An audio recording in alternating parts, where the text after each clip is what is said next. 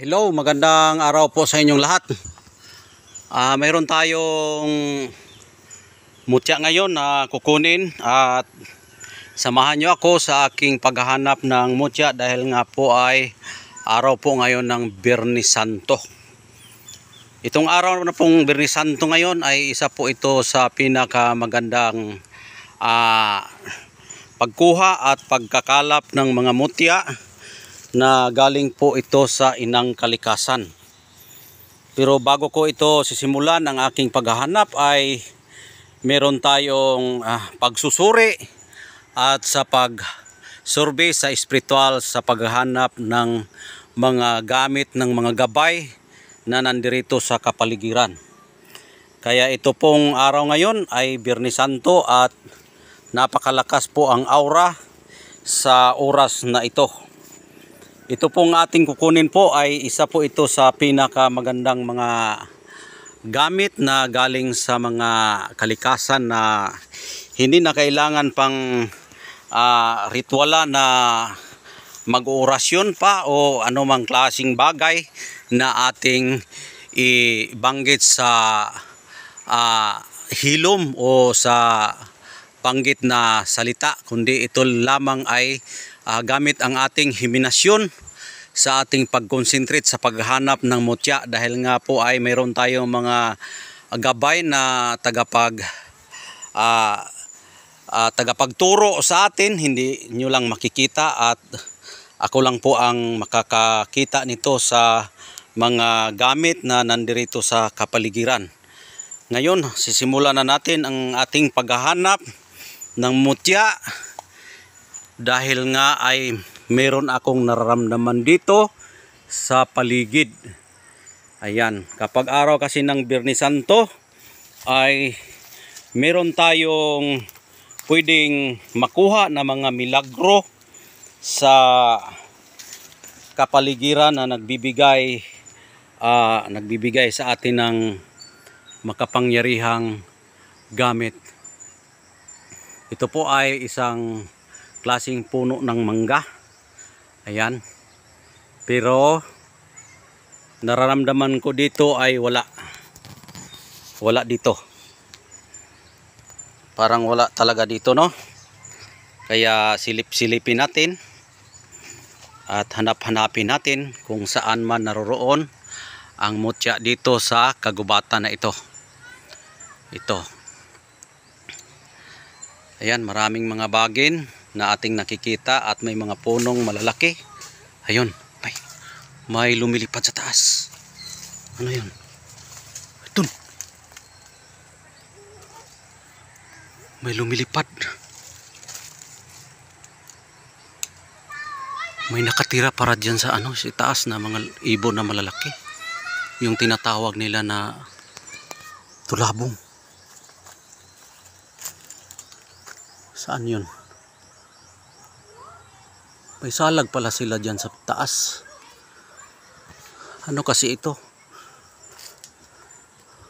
Kagubatan kasi ito dito. Kung akyatin natin, sobrang namang habog.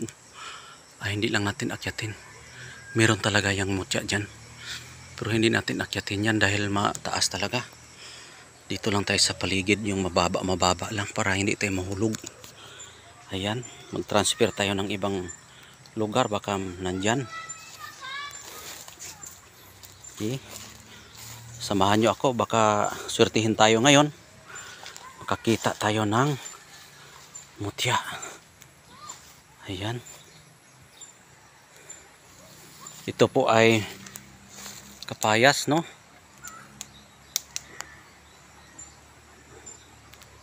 Wala dito. Ito daw. Mag-concentrate din po kayo para makita ninyo din ang aking concentration sa aking himinasyon. Dahil hindi lahat ng orasyon o anumang bagay na pwede nating banggitin na makikita natin yung gamit. Ayan. Op. Parang nandito. Ito po yung puno ng mangga na naka ganun. Tapos Oops. Parang may nakikita na ako. Swerte talaga natin ngayon, no? Ayan, nakikita nyo ba yung nakikita ko? Ayun. Ayun. Ayun, no? Palakihin natin, ha? Parang makita nyo talaga. Yan, kita nyo yan? Oh, yan. Ayun, yun. Para siyang para siyang gilibutan siya sa kahoy, no? At bayabas po yan. Lapitan natin. Wow. Ayan. Ayan yung mutya. Ayan yung mutya, no?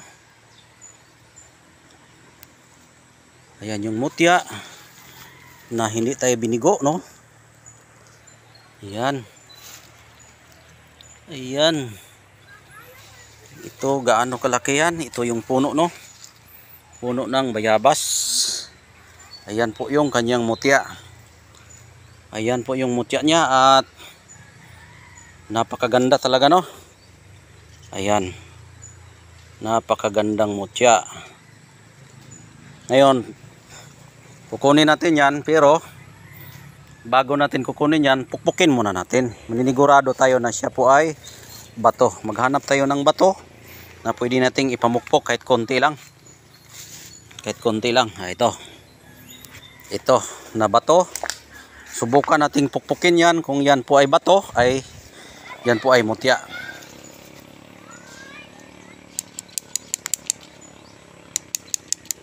Bato talaga, no? Wow, napakaganda. O, bato talaga. Ngayon, kukunin na natin at anuhin natin, no? Kunin natin.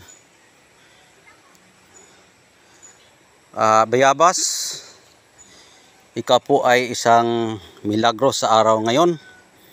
At maraming salamat na binigay mo ito sa amin. At tatandaan po namin palagi na inyong biyaya ay galing sa ating Panginoong Hesukristo. At ito po ay alagaan namin kung sino mang mapalad na makapagpangalaga sa iyo. Ikaw po ay pambihirang bato na nakatago sa puno ng bayabas. Ngayon, kukunin natin yung bayabas.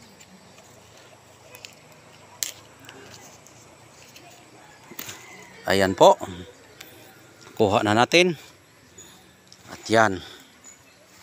Yan po ay mutya ng bayabas. Maghanap tayo ng lugar na pwede tayong ilagay natin muna ito. Ilagay muna natin para maayos ang ating pagkuha. Ayan po yung mutya niya. Ngayon, kukunin na natin ang kanyang mutya.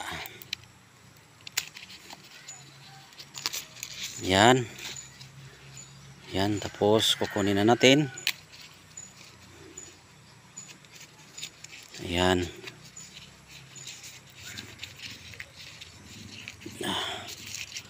Ayan po yung mutya ng bayabas, no? Kaya napakagandang mutya po yan. At tagos po ang kanyang pagkabato sa puno ng bayabas. At bakit yan nakapunta dyan?